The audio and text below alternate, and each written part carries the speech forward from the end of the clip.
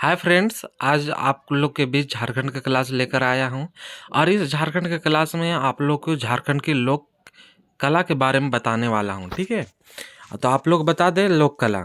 लोक कला को अगर लोक कला की बात आता है तो इसमें चित्रकला, संगीत कला, नाट्य कला, नृत्य कला, ठीक है, और उनके बाद आपका शिल्प कला और हस्तकला के बारे में पूरा चर्चा किया जाता है। तो आप लोग को पता होना चाहिए कि आपका 6 कला है। ठीक है, चित्रकला, संगीत कला, नाट्य कला, नृत्य कला, शिल्प कला और हस्तकला। तो झारखंड की लोक कला हुआ। ठीक है, अब हम लोग देखने वाले हैं आपका, ठीक है, क्या देखने वाले हैं, चित्रकला के संबंध में। देखिए चित्रकला, ठीक है, तो चित्रकला आपको जनजाति द्वारा बनाया जाता है। इसमें बहुत सारे जनजाति हैं। ठीक है, इसमें बताया जा रहा है चित्रकला में कि कोहवर चित्रकला। ठीक है, पहला आपका चित्रकला कौन है, कोहवर चित्रकला। कोहवर का अर्थ क्या है, कोह मतलब होता है गुफा, समझ गए, कोह मतलब गुफा, और वर मतलब होता है दूल्हा, समझ गए। ठीक है, तो गुफा चित्रकला, तो आप लोग बता दें कि विवाहित महिलाओं द्वारा चित्रण किया जाता है। ठीक है, और सिक्की देवी का चित्र बनाया जाता है, समझ गए। और ऐतिहासिक साक्ष्य अगर मिलता है कोहबर चित्रकला का, वो हजारीबाग के इसको से प्राप्त होता है, समझ गए, ये आप लोग को मिलेगा। ठीक है, तो इसको गुफा चित्रकला कहेंगे, समझ गए।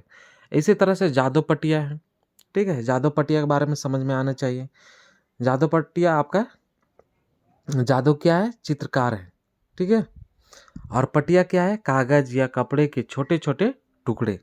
पटिया मतलब क्या होता है, कागज या कपड़े के छोटे छोटे टुकड़े। आप बता दें कि ये किसके लिए सब आपका प्रचलित है, आपका चित्रकला, तो ये संथालों में प्रचलित है जादू पटिया, समझ गए।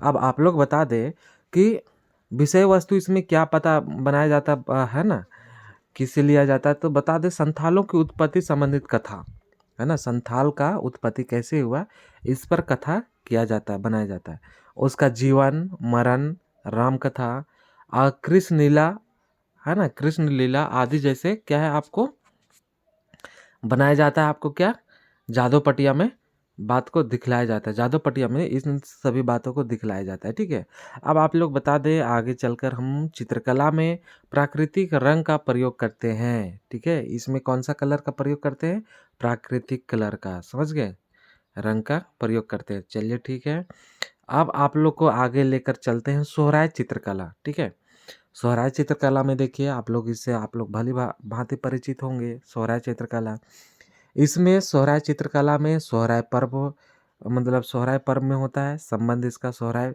पर्व से है। चित्रकला का उत्पत्ति हजारीबाग के इसको के गुफा चित्रकला से हुआ। ठीक है, पशुपति का चित्रण इसमें बनाया जाता है ना, प्रजापति का चित्रण किया जाता है, समझ गए।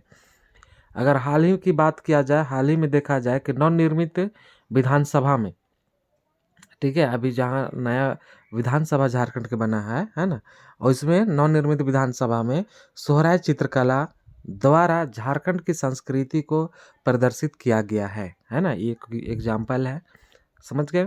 अब आप लोग बता दें कि सोहराय चित्रकला को वैश्विक पहचान दिलाने के लिए महत्वपूर्ण योगदान हजारीबाग के, है ना, बुल्लू इमाम को जाता है। बुल्लू इमाम, है ना, ये आपका व्यक्ति है बुल्लू इमाम, इनको जाता है कि आपका सोहराय चित्रकला को ये पूरा विश्व में, है ना, पहचान दिलाने के लिए पूरा आपका देश में। और 2019 में इसे बुल्लू इमाम को आपको क्या मिलता है, पद्मश्री पुरस्कार से भी नवाजा जाता है, मिलता है। ठीक है, तो ठीक है फ्रेंड, इस तरह से हम लोग का नया क्लास स्टार्ट हो गया, है ना। क्या आप लोग को झारखंड की लोक कथा तुरंत इसका अगले पार्ट में लाने वाला हूँ। Thank you Mitra.